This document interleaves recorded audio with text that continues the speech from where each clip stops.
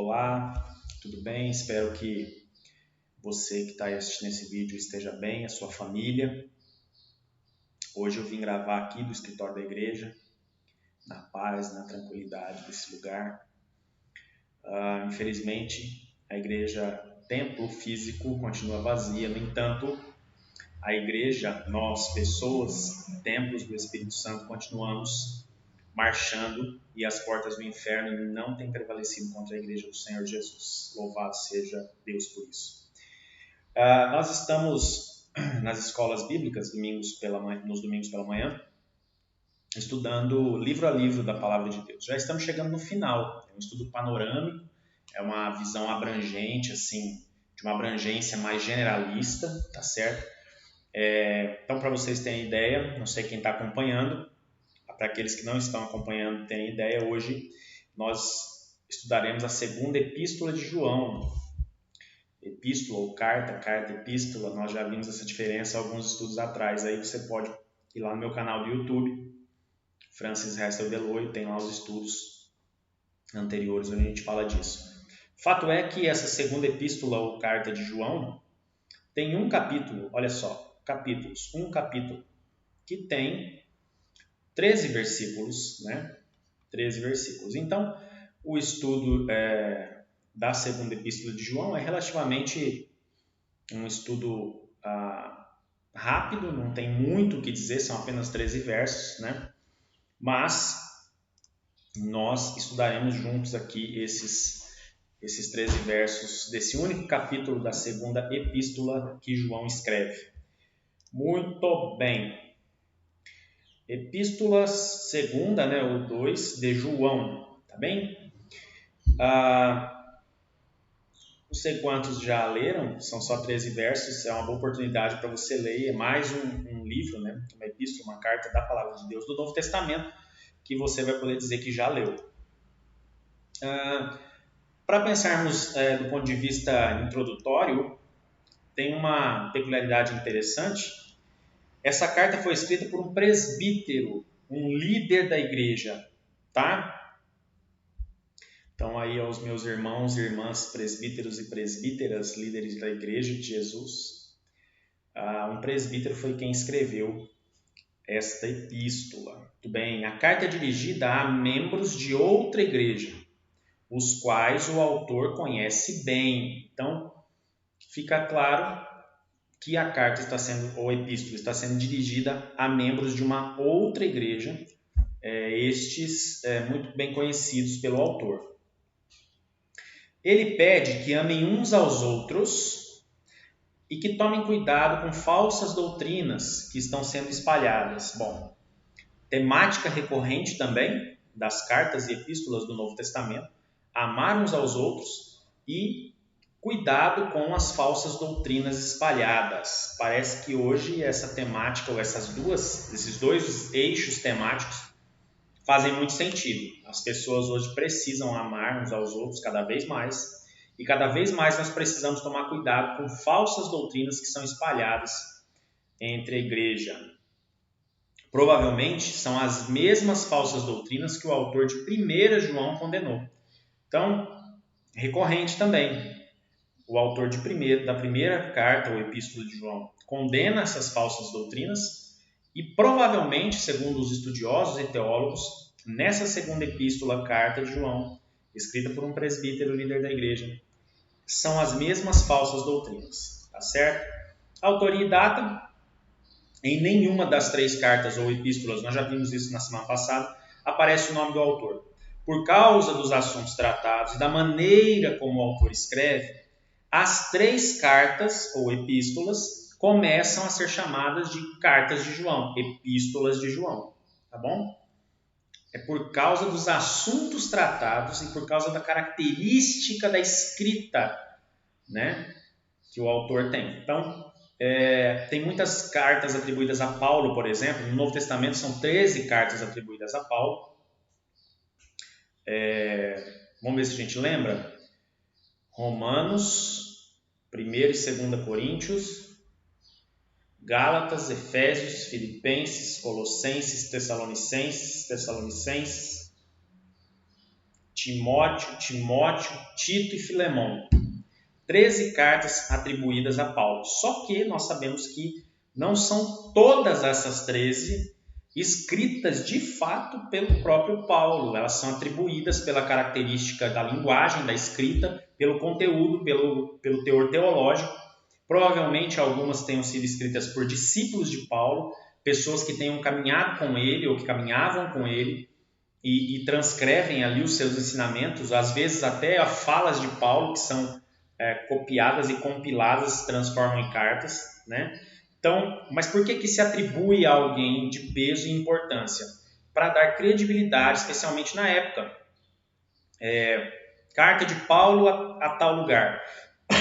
Desculpem, Paulo tinha muita credibilidade, então aquilo gerava no escrito também a credibilidade do autor a quem o escrito é atribuído. Então, cartas de Paulo, cartas de João, epístolas de João e assim sucessivamente. No Antigo Testamento nós temos isso também, tá? Então, por exemplo, o Pentateuco, os 5 primeiros livros, Gênesis, Êxodo, Levítico, Número e Deuteronômio, 5 primeiros livros da Bíblia, são chamados de a Torá, ou livro da lei, a Torá de Moisés. Então, os 5 primeiros livros da Bíblia são atribuídos a Moisés. E nós sabemos, já estudamos isso, que não foi Moisés que escreveu os 5 primeiros livros da Bíblia. São atribuídos a ele para credibilizar o escrito, até porque se transformou no livro da lei, a Torá, em hebraico, esses 5 primeiros livros da Bíblia, o Pentateuco.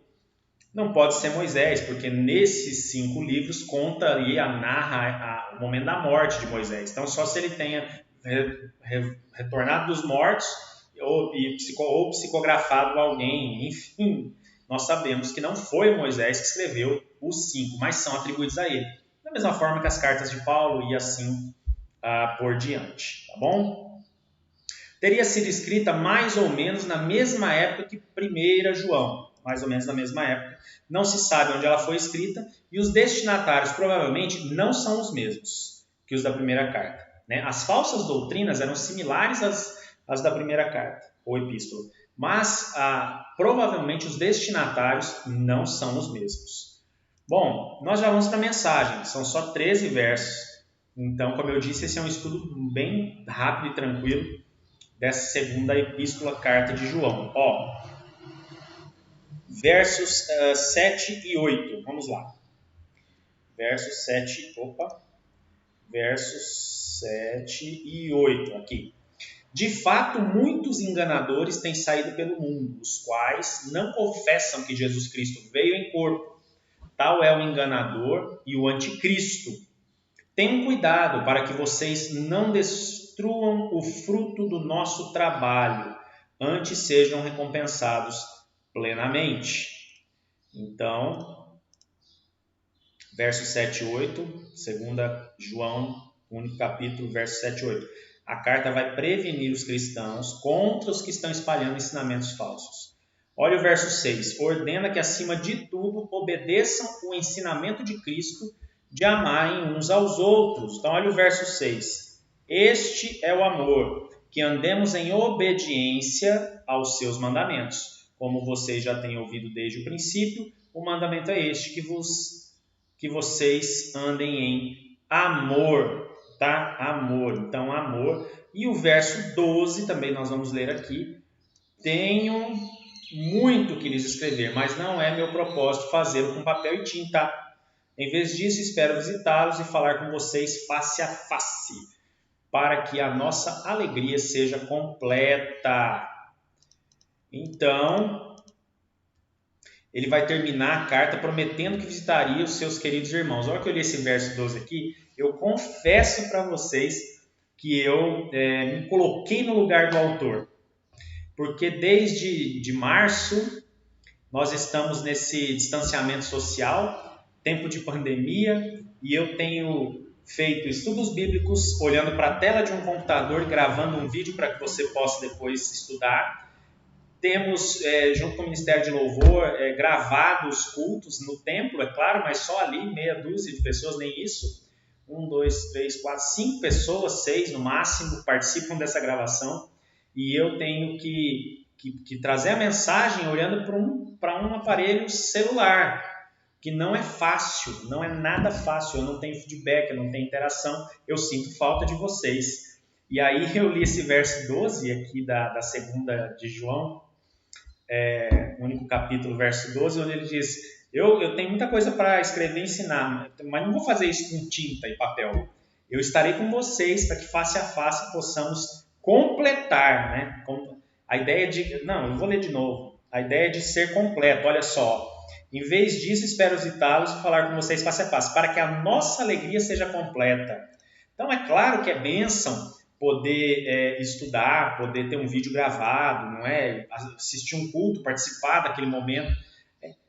Motivo de alegria que a tecnologia tenha nos ajudado. No entanto, para que a alegria seja completa, só quando a gente estiver junto de novo. Eu me coloquei no lugar do autor, e aí a gente vê que sempre, indo já para a conclusão, né, da pequena carta epístola de 2 João, sempre há doutrinas falsas a respeito de Jesus Cristo que os cristãos devem rejeitar. E aí tem versos 9 e 10 que nós vamos ler lá. Para os cristãos de todos os tempos e de todos os lugares, o ensinamento de Cristo é o que importa. O ensinamento de Cristo é o que importa. Todo aquele que não permanece no ensino de Cristo, mas vai além dele, não tem Deus. Quem permanece no ensino tem o Pai e também o Filho. Se alguém chega a vocês e não trouxer esse ensino, não o recebam em casa, nem o saúdem. Nada de saudação e nem de receber em casa. Bom, falsas doutrinas a respeito de Cristo estão espalhadas por todo lugar. Precisamos pedir a Deus muito entendimento, discernimento e sabedoria para poder filtrar, entender o que é de Cristo e o que não é de Cristo. Se for a mensagem, a sã doutrina do Evangelho, louvado seja Deus, é bênção. Se não for, cuidado, fique atento. Cuidado, porque muitas falsas doutrinas são exatamente aquilo que a gente quer ouvir, só que não necessariamente o que a gente quer ouvir é o que Jesus quer dizer, é o que o Evangelho quer falar, é o que a palavra quer anunciar. Então, a gente precisa de atenção. Que Deus nos ajude nessa difícil tarefa, não é mesmo? Essa é a segunda carta de João. Falei que ela era rápida, 12 minutos apenas. Eu espero que tenha sido proveitosa. Na próxima semana veremos a terceira de João, depois tem Judas e aí o Apocalipse, que vai ser um tempo especial. O Apocalipse é um livro bem mais complexo, não é? O livro da revelação final.